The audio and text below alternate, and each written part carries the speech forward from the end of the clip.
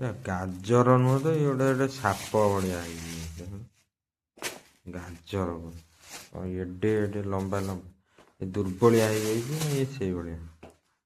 ପରିବା ଗଛ 5ଟି 10ଟି ହଉ ଲଗାନ୍ତୁ, ନହେଲେ ଯାହା ଅବସ୍ଥା ହେଲାଣି ଖାଇବାକୁ ମିଳିବନି।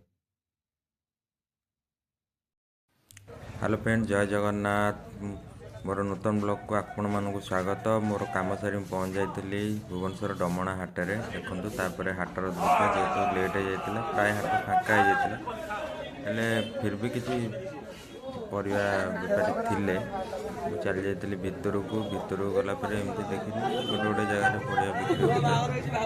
ତାପରେ ପହଞ୍ଚି ଯାଇଥିଲି, ଆମର ଭାଇ ଜଣେ ବିକୁଥିଲେ ଏଠି ସେଉ ଦେଖିଲି ମାନେ ବହୁତ ରେଟ୍ ଥିଲା। ତ ତାପରେ ଟମାଟର ଭାଇ ତ टमाटर କହିଲେ केते टका भाईना? ଟମାଟର 50 ଟଙ୍କା। ରାତି ଘାଟେ टमाटर 50 ଟମାଟର ଅଛି ଟିକେ, କିନ୍ତୁ 50 ଟଙ୍କା। ଗାଜର ବି ସେମିତି ରେଟ୍, ସବୁ ପ୍ରବଳ ରେଟ୍ ସେଠି।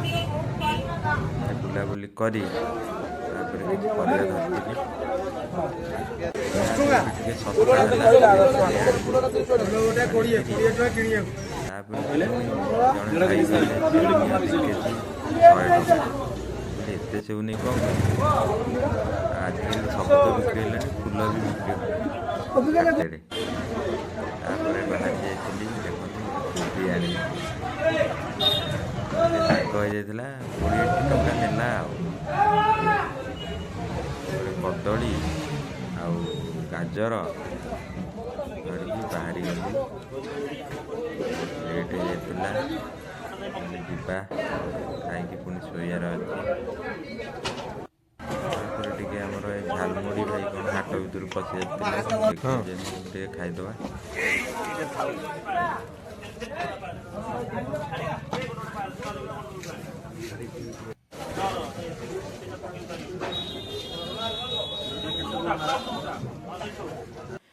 ଭାଇ ଆମର ଗୋଟେ ବଢ଼ିଆ ଝାଲମୁଢ଼ି ବନେଇଥିଲେ, ଝାଲମୁଢ଼ି ଟିକେ ଖାଇ ତାପରେ ମୁଁ ବାହାରି ଯାଇଥିଲି ରୁମ୍କୁ।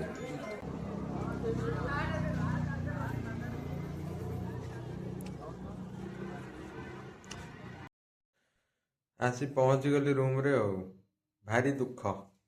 ଦେଖ, ନେଇଯାଇଛି କୋବି ଗାଜର ଆଉ କ'ଣ ଆଉ ଗୋଟେ କ'ଣ ମୁଁ ଭୁଲିଗଲି ନିଜେ, କଦଳୀ। ତ ଟିକେ ପରିବାକୁ ସାଇଜ୍ କରି ରଖିଦେବା, ଚାଲ। ଘରକୁ ଯାଇ ଆସିଲି ଯେ କିଛି ଅବସ୍ଥା ନାହିଁ ଆଳୁର।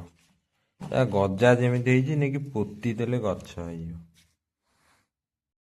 ଦେଖିଲ କେଡ଼େ କେଡ଼େ ଗଜା ହେଇଛି, ଯେମିତି ମୁଁ ତା ଗଛ ଲଗେଇବି।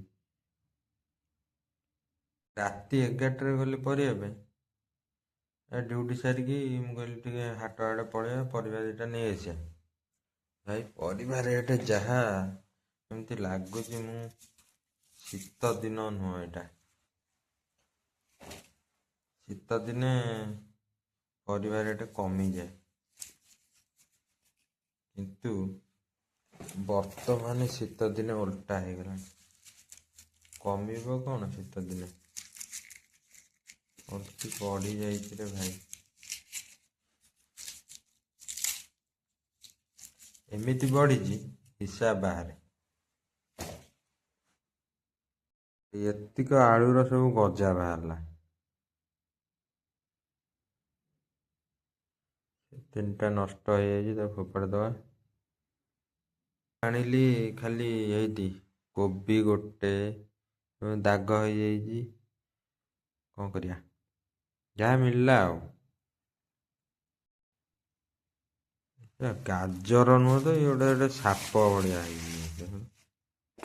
ଗାଜର ଏଡେ ଏଡେ ଲମ୍ବା ଲମ୍ବା ଏ ଦୁର୍ବଳିଆ ହେଇଯାଇଛି ନା ଇଏ ସେଇଭଳିଆ।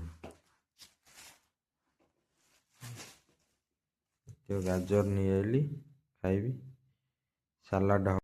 ଆଉ ଆମର ଆଉ ଏ କଦଳୀ 2ଟା ଆଉ। ଏତିକିରେ ହାଟ ଶେଷ ହେଇଗଲା ଆମର।